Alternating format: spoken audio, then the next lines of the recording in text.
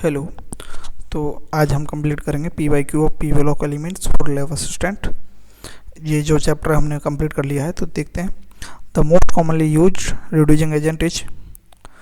तो reducing agent वह होता है जिसका खुद का ऑक्सीडेशन होता है। तो हम जानते हैं ये जो एस एन और पी बी और ये ए एल, तो एस एन तो हमेशा +4 में रहेगा, पी बी +2 में रहेगा स्टेबल, जैसा कि हम देख चुके हैं पहले।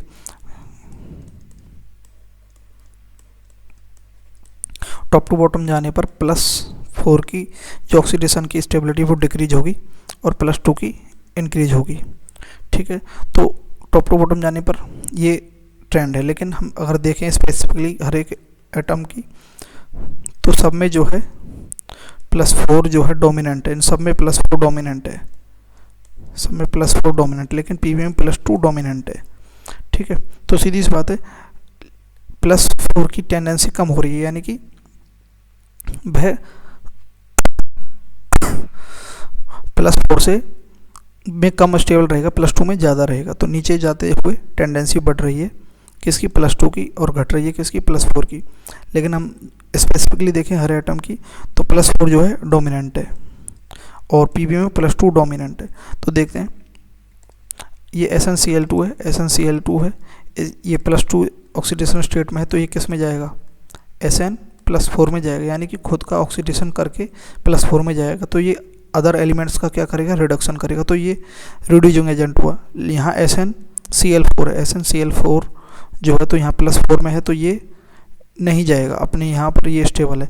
PbCl2 है, PbCl2 Pb +2 में स्टेबल रहता है, तो ये भी अपनी जगह सही है। AlCl3 है, AlCl3 के अंदर Al +3 में है, तो ये भी अपनी जगह स्टेबल है, क्योंकि ये बोरॉन फैमिली का है, +3 इसमें ज़्यादा स्टेबल रहता है +1 की बजाय। ठीक है, +1 की स्टेबिलिटी नीचे डाउन द ग्रुप Tl में +1 स्टेबल ज़्यादा डोमिनेंट है। ठीक है, तो इसका आंसर क्या हो जाएगा, ये अच्छा रिड्यूसिंग एजेंट है क्योंकि खुद का ये ऑक्सीडेशन कर रहा है। नेक्स्ट देखते हैं, the enter halogen compound has a dimer structure. कौन सा है एंटर हेलोजन कंपाउंड जो डाइमर स्ट्रक्चर रख रहा है? तो देखो, हम जानते हैं एंटर हेलोजन में फर्स्ट जो हेलोजन होता है वह साइज में बड़ा होता है, और जो सेकंड होता है वह स्मॉल होता है। ठीक है, लेकिन हम यहाँ देखते हैं, यहाँ पर फ्लोरीन है, यहाँ पे फ्लोरीन, यहाँ पे फ्लोरीन है। तो फ्लोरीन तो अपने इलेक्ट्रॉन्स तो देगा नहीं देगा तो डाइमर नहीं बना पाएगा। तो देखते हैं कैसे। तो ICl3 का ही डाइमर बनेगा। कैसे बनेगा वो देख लेते हैं। जैसे ये I और ये Cl और ये दूसरा ICl तो डाइमर कैसे बनेगा? अगर इसकी जगह फ्लोरीन होता, IF3 होता, तो फ्लोरीन तो क्या है, अपने जो लोन पेयर है डोनेट नहीं करेगा, बल्कि इससे ही इलेक्ट्रॉन ले लेता। लेकिन यहाँ पर क्या, क्लोरीन क्या है, इलेक्ट्रॉन दे देगा, और जो आयोडीन है लार्ज साइज है, तो इलेक्ट्रॉन इजीली ले लेगा, इसमें एक्सपेंड कर लेगा अपने ऑर्बिटल को, और ये क्लोरीन यहाँ से अपने इलेक्ट्रॉन दे देगा। तो इस प्रकार से I2Cl6 ये डाइमर बना लेगा। तो इसका आंसर ये B होगा। इसमें इस पर पेन नहीं चल रहा है, मैं लिख देता हूँ आंसर B होगा इसका, ICl3। नेक्स्ट देखते हैं, acidity of BF3 can be explain on the basis of which of the following concept. किस कॉन्सेप्ट के आधार पर BF3 जो है एसिडिक है, ये कौन सा कॉन्सेप्ट एक्सप्लेन करता है? तो लुईस कॉन्सेप्ट। क्यों करता है लुईस कॉन्सेप्ट? क्योंकि BF3 है, इसके अंदर एक p ऑर्बिटल जो है वह वैकेंट है, तो यहाँ पर ये क्या, इलेक्ट्रॉन पेयर ले लेगा, और ये क्या है, जो इलेक्ट्रॉन पेयर लेता है, इलेक्ट्रॉन्स लेने वाला है एक्सेप्टर जो है वह क्या है, लुईस एसिड है, और इलेक्ट्रॉन पेयर डोनर का है, क्या होता है, लुईस बेस होता है। ये लुईस का कॉन्सेप्ट है। इसमें यही कॉन्सेप्ट लग रहा है, क्योंकि इसमें ना तो हाइड्रोजन का H+ का ट्रांसफ़र हो रहा है, ना फिर H+ का एक्वस में, या फिर H3O+ का, इसका किसी का भी ट्रांसफ़र नहीं हो रहा। आर्हेनियस कॉन्सेप्ट, और इनको एक बार देख लेते हैं। तो आर्हेनियस कॉन्सेप्ट तो किस पर आधारित है? वाटर के अंदर अगर कोई भी कंपाउंड H+ या फिर H3O+ देता है तो वह क्या है, एसिडिक है, और वाटर के अंदर OH- देता है तो वह क्या है, बेसिक है आर्हेनियस के अनुसार। और ब्रॉन्स्टेड लॉरी कॉन्सेप्ट क्या है? इस कॉन्सेप्ट के अनुसार क्या है, H+ का जो डोनर होता है, अगर जो भी H+ डोनेट करता है, यानी कि प्रोटॉन का डोनर होता है, वह क्या है, एसिडिक है। और असेप्टर जो होता है H+ का असेप्टर, वह क्या है, बेसिक है। इसमें केवल H+ यानी प्रोटॉन का ही ट्रांसफ़र होता है। और इसमें हर एसिड का क्या होता है, एक एसिड का एक कॉन्जुगेट बेस होता है, और हर बेस का क्या होता है, एक कॉन्जुगेट एसिड होता है। तो ये इसमें राइट आंसर होगा लुईस कॉन्सेप्ट के अनुसार। BF3 की हम एसिडिक स्ट्रेंथ या फिर एसिडिटी बता सकते हैं। नेक्स्ट देखते हैं, in the reaction of chlorine gas with hot concentrated sodium hydroxide the oxidation number of chlorine changes. मैं ये पहले करवा चुका हूँ, लेकिन मेरी वीडियो जो है करप्ट हो गई, उस कारण से दोबारा ये बना रहा हूँ मैं।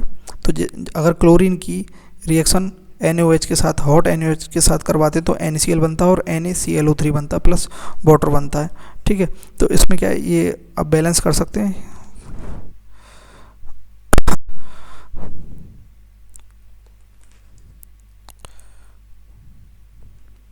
ठीक है, ये बैलेंस कर लेना है ना। तो इसमें जो है क्लोरीन 0 से कहाँ जाएगा, पहले तो -1 में, फिर क्लोरीन कहाँ पर जा रहा है, +5 में जा रहा है। ऑक्सीडेशन स्टेट अगर हम क्लोरीन की अगर इसको निकालते हैं तो X लिखेंगे, जिसकी निकालनी है उसकी X, और उसके साथ जो अटैच है सोडियम की +1 होती है, और यहाँ 3 ऑक्सीजन है तो -6 और =0 रखते हैं तो X = 5 आता है। तो क्लोरीन यहाँ पहले 0 से -1 और फिर 0 से +5 में जा रहा है, तो इसका आंसर होगा B। नेक्स्ट देखते हैं, amongst the element of the group 14 the oxidising power the tetravalent species increase in order. तो देखो हमने ये इसमें देख लिया था कि ऑक्सीडाइजिंग पावर इसकी कहाँ बढ़ रही है। देखो ये +4 में कहाँ रहना पसंद कर रहा है, यहाँ पर, लेकिन नीचे आते हुए +2 में जा रहा है। तो अगर हम Pb +4 लिखेंगे तो वह तुरंत किस में जाएगा, +2 में जाएगा। खुद का रिडक्शन कर रहा है और अदर एलिमेंट को क्या कर रहा है, ये ऑक्सीडेशन कर रहा है। तो टॉप टू बॉटम जाने पर +4 की जो स्टेबिलिटी है, ऑक्सीडेशन स्टेट की स्टेबिलिटी वह कम होगी और +2 की बढ़ेगी। उस कारण से टेट्रावैलेंसी जो ये एलिमेंट्स हैं, इनकी जो oxidising power top to bottom जाने पर इंक्रीज होगी। तो ये ऑर्डर मैं लिख देता हूँ ऑक्सीडाइजिंग पावर का, ऑक्सीडाइजिंग पावर। तो उस हिसाब से टॉप टू बॉटम जाने पर क्या बढ़ेगी, ऑक्सीडाइजिंग पावर बढ़ेगी। तो ऑक्सीडाइजिंग पावर सबसे ज़्यादा तो Pb लेड की है, फिर उससे कम 10, फिर जर्मेनियम की है। तो GeCN Pb, ये डी ऑप्शन इसका राइट आंसर हो जाएगा। नेक्स्ट देखते हैं, B2S6 जो है, इन B2S6 में there is direct boron bond नहीं, BH बॉन्ड आर आयोनिक नहीं, the structure is similar to C2S6 नहीं, C2S6 की तरह सिमिलर नहीं होता है स्ट्रक्चर नहीं। Boron atoms are linked through the hydrogen bridge, सही बात है। कैसे, जो ये जो B2S6 है इलेक्ट्रॉन डेफिशिएंट है, और जो ये हाइड्रोजन बॉन्ड होता है BHB जो बॉन्ड होता है, ये ब्रिज बॉन्ड होता है, ये इलेक्ट्रॉन डेफिशिएंट होता है। ये कैसे बनता है, जैसे ये बोरोन है, हाइड्रोजन, ये हाइड्रोजन, ये बोरोन, ये हाइड्रोजन, ये बोरोन, ये हाइड्रोजन, ये हाइड्रोजन। तो ये जो हाइड्रोजन है, ये जो ब्रिजिंग हाइड्रोजन है, ये 3 जो एटम है, बोरोन, हाइड्रोजन और बोरोन, ये 3 एटम मिलकर के 2 बॉन्ड बना रहे हैं, 3 सेंटर मिलकर के, और इनके अंदर 2 ही इलेक्ट्रॉन का ट्रांसफ़र हो रहा है। ठीक है, तो ये इलेक्ट्रॉन डेफिशिएंट बॉन्ड है। ठीक है, तो ये ऐसी स्ट्रक्चर होती है। डिटेल में structural part of periodic table में हम देख चुके हैं। ठीक है, तो ये क्या है, ये स्ट्रक्चर है।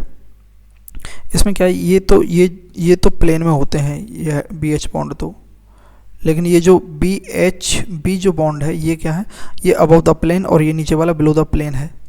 तो ये ऐसी स्ट्रक्चर होती है। हाँ, सीधी सी बात है, बोरोन जो है एटम्स आर लिंक्ड रहते हैं थ्रू हाइड्रोजन ब्रिज।